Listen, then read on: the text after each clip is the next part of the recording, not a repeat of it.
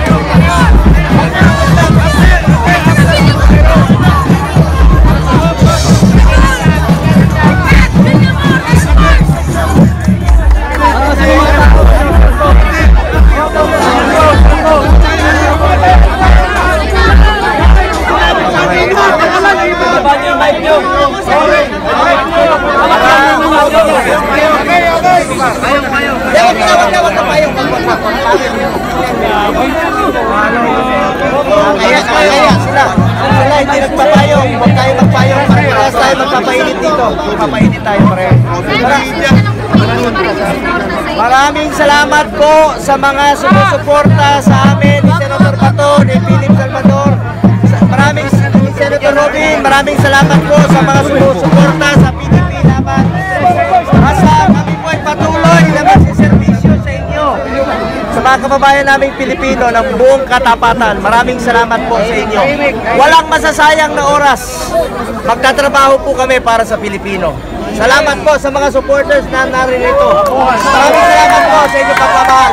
Assalamualaikum. Salamat po sa inyo lahat. Salamat. Senator, pakisulo ano yung tututukan mo na Senator? Yung Philippines administration at pinag-ilaban. Pag-uwi sila, laro nyo, minority ba o majority sila?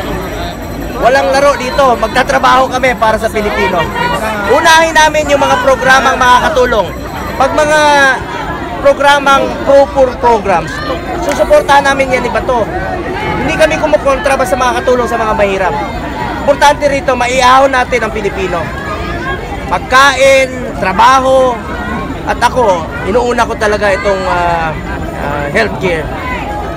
The more we should invest sa ating healthcare system, the more na dagdagan pa natin ang pondo para sa health dahil maraming mga Pilipino naghihirap na hindi makalabas ng ospital. Kaya nga po nananawagan ako sa PhilHealth kahapon, sobra-sobra yung pondo ninyo, gamitin nyo po sa mga mahihirap. Gamitin nyo po, ibalik nyo sa tao ang pera nila. Kami ni Bato, susuportahan namin yung mga pro-poor programs ng gobyerno, basta makakatulong sa mga mahirap. At patuloy kaming magsiservisyo sa inyo. Ay papakita namin ang kung ano yung ginawa namin sa nakaraang 5 taon. Dodoblehin pa namin ang aming pagsisikap para tulungan ang Pilipino. Hindi po ako politiko mangangako sa inyo. Gagawin ko lang po ang aking trabaho para sa inyo. Yan po pwede ko i-alay sa inyo ang aking kasipagan. Walang masasayang po. Salamat sa inyong suporta at tiwala. Salamat po. Sir Ipe, pwede si Sir Ipe. Sir, bakit kayo tatakbo? Senator Buga, ano Dahil nga yung programs priority po nyo? ng President. Basta pro-poor programs. Yung mga makakatulong sa mga mahirap. Sinusuportahan namin yan. Basta tulong sa mga mahirap.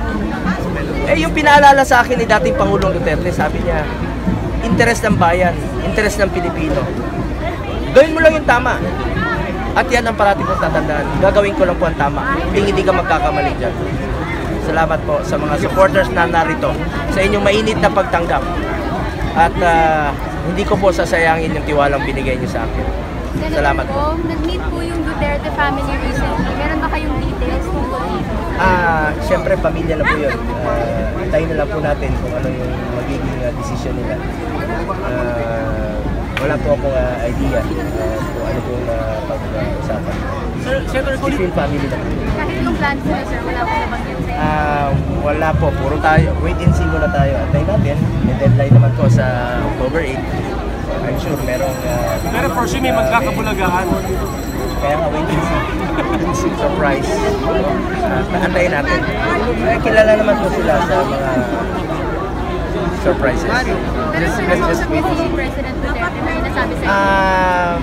Lately, nakausap ko rin po siya but not concrete po yung kanyang nabanggit. Kaya nga po, pamilya na po nila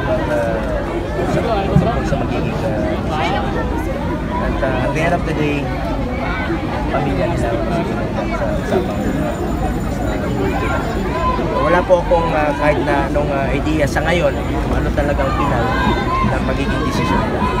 Pero sakali, Senator, mas magiging malakas yung slate nyo, magiging 4 kayo sa kasakali.